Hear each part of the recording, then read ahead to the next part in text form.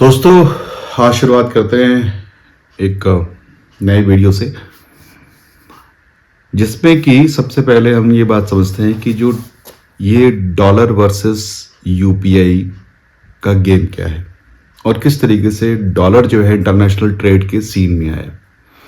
इसको step by step समझते हैं। अगर हम पहले की बात करें कि जैसे जब पहले कोई करेंसी नहीं थी तो उस समय हुआ था बार्टर सिस्टम। बार्टर सिस्टम का मतलब ये है कि जैसे किसी ने, मान लो कि मैं 1 kg गेहूं है और उसका मैं प्राइस मान लेता हूं कि 20 रुपये पर kg है, और मुझे और उसके बदले लेने हैं, मान लो कोई सब्जी या कोई आलू लेने हैं, और आलू का प्राइस ही मान लो कि 20 रुपये पर kg है, तो मैं 1 किलो गेहूं दे दूंगा, उसके बदले आलू ले लूंगा। तो इस सिस्टम को हम कहते थे बार्टर सिस्टम। ठीक है, अब हम बात करते हैं कि ये जो नया सिस्टम है, जो जिसमें वर्ल्ड में, पूरे वर्ल्ड में, पूरी दुनिया में ट्रेड होता है, क्यों डॉलर के ऊपर डिपेंडेंसी बढ़ी। इसको हम इस तरीके से देख सकते हैं कि सबसे पहले हम बात करें, यानी कि सेकेंड वर्ल्ड वॉर से पहले, उससे पहले हम देखेंगे कि जो इंग्लैंड है, ब्रिटिशर्स की बहुत सारी कॉलोनीज थी, कुछ फ्रेंच कॉलोनीज भी थी, पर ज़्यादातर हम देखें तो डोमिनेंस जो था वो ब्रिटिशर्स का था। तो ब्रिटिशर्स ने स्टेप बाय स्टेप क्या किया कि यहाँ के राजाओं को यहाँ से गोल्ड लिया और गोल्ड को रिजर्व किया। ठीक है, और इंटरनेशनली अगर आप देखा जाए तो उस समय ब्रिटिशर्स के पास में गोल्ड बहुत ज़्यादा था।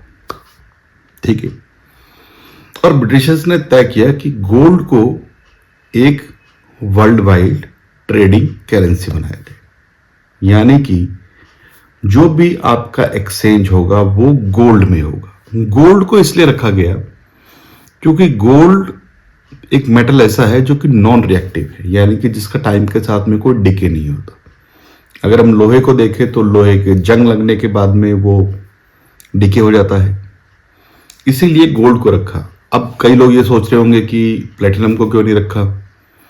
प्लेटिनम हर कंट्री में अवेलेबल नहीं है, और प्लेटिनम जो है वो मतलब प्रेसियस है, हालांकि बहुत ज़्यादा महंगी है, बहुत कीमती है, परंतु प्लेटिनम हर कंट्री के पास अवेलेबल नहीं है, इसलिए गोल्ड को चूज किया गया। ठीक है, अब कुछ लोग ये भी सोच रहे होंगे कि जो है सिल्वर को क्यों नहीं यूज किया गया।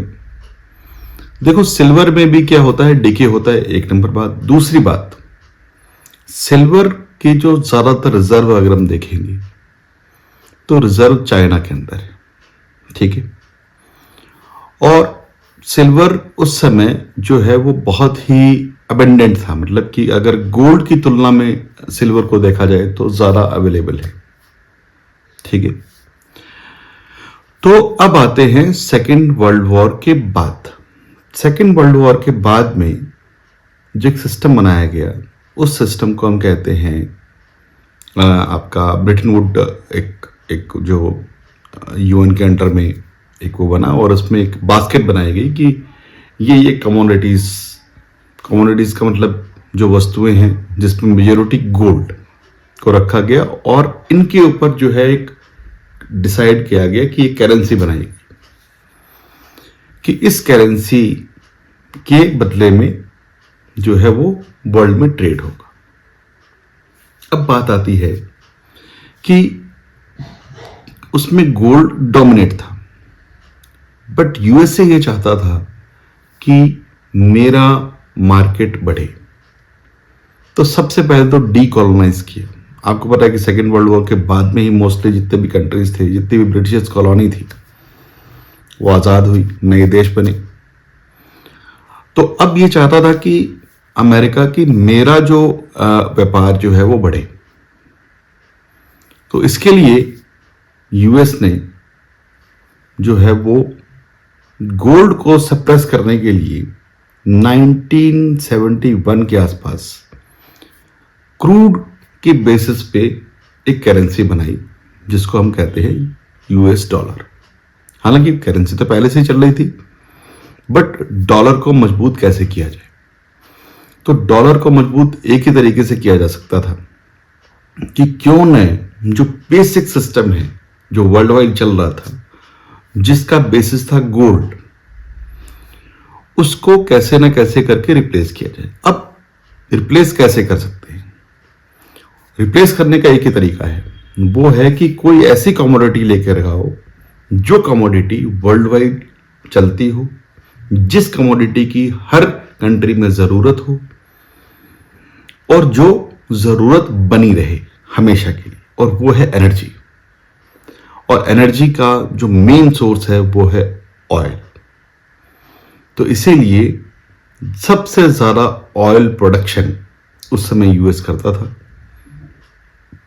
बट यूएस को जो बाद में जो सबसे बड़े ऑयल रिजर्व जो मिले, हालांकि वो पहले मिल गए थे, ब्रिटिशर्स ने खोजा था, वो मिले थे सऊदी अरब यानी कि गल्फ कंट्रीज में। तो इनके ऊपर क्या किया कि इन कंट्रीज की सिक्योरिटी के बिहाफ पर कि आपकी सिक्योरिटी हम करेंगे, जैसा कि यूएस का जापान के साथ एग्रीमेंट था कि आपको फौज रखने की जरूरत नहीं है, आपकी सिक्योरिटी की जिम्मेदारी हमारी है और हम आपको प्रोटेक्ट करेंगे। ठीक है, पर इस प्रोटेक्शन के एवज में हम यहां पे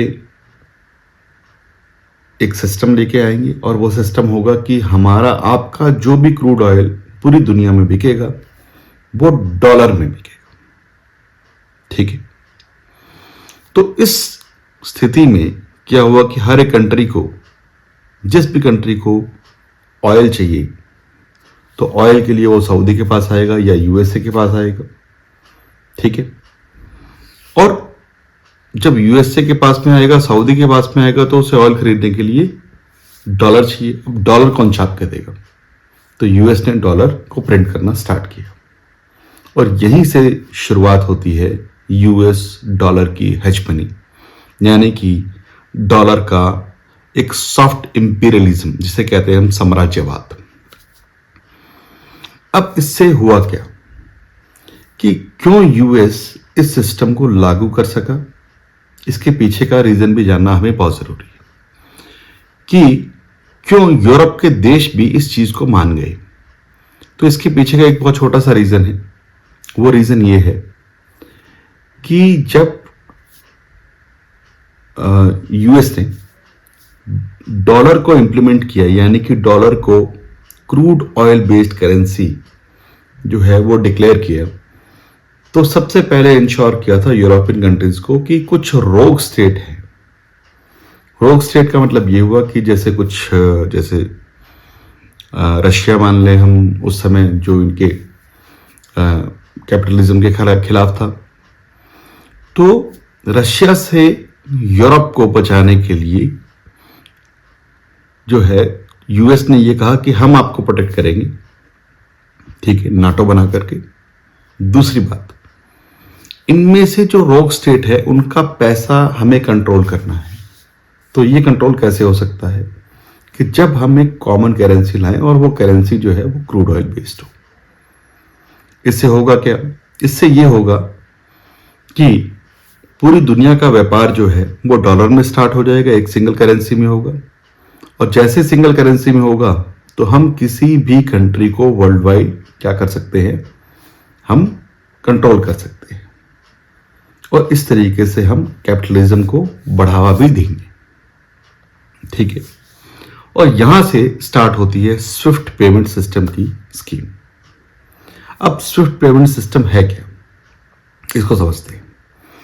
जैसे कि कोई आदमी सपोज दुबई में रह रहा है, ठीक है, दुबई में वो दिरहम में कमाएगा पैसा और उसे इंडिया में पैसा भेजना है। तो सबसे पहले वो दिरहम को जो है वो दिरहम को कन्वर्ट करेगा किस पे, यूएस डॉलर में, और यूएस डॉलर से फिर वापस से कन्वर्जन होगा किसमें, इंडियन रुपीस में।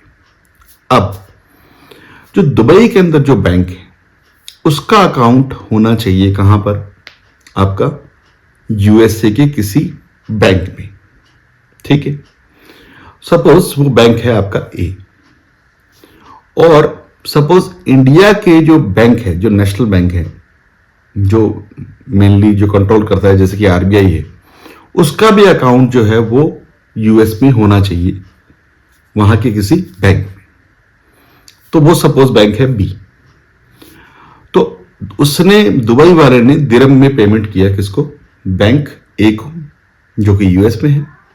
यूएस का बैंक ए बैंक बी को, जो कि यूएस में ही है, वो बताएगा कि ये पेमेंट मेरे पास दिरहम में आ गया है, क्योंकि यूएस दुबई की करेंसी दिरहम है।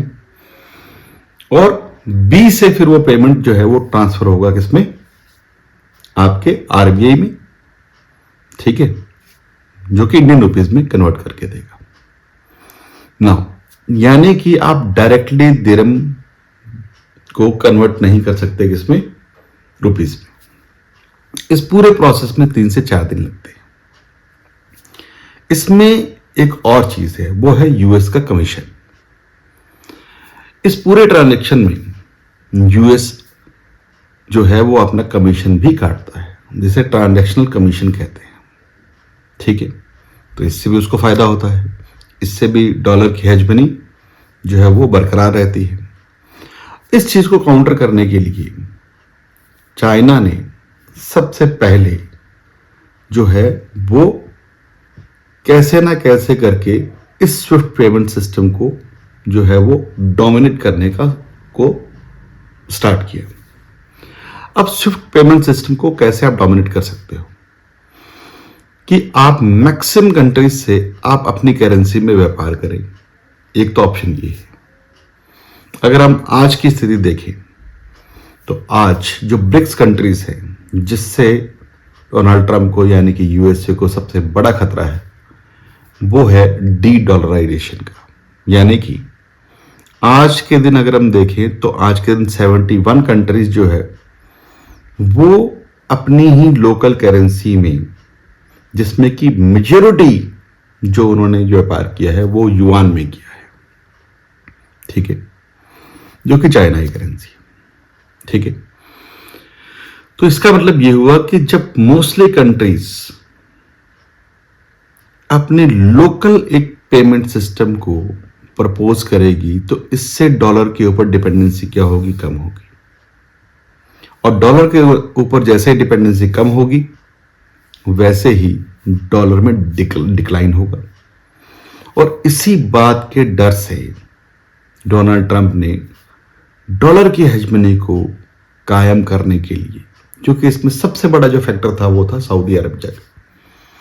सऊदी अरबिया ब्रिक्स कंट्रीज में आ गया है, तो अब सऊदी जो है वो यूएस का पहले जिस तरीके से पपेट था वो अब नहीं रहा है। क्यों? क्योंकि सऊदी के पास बहुत पैसा आ गया है। अब उसने जो एग्रीमेंट है उससे अपने हाथ खींच लिए कि मैं अपना ऑयल सिर्फ यूएस डॉलर में सेल नहीं करूंगा।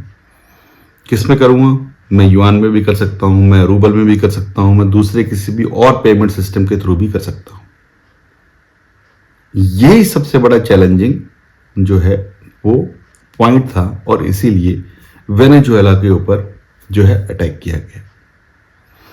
अब सबसे बड़ी जो प्रॉब्लम आ रही है वो है क्रूड के टाइप्स में। अगर हम मोटा मोटी देखें तो क्रूड का जो टाइप है तो वो बेसिकली, अगर हम क्रूड को देखें तो 2 टाइप अगर हम कहें, एक तो बहुत थिक जिसे हम हैवी क्रूड कहेंगे, एक होता है थिन।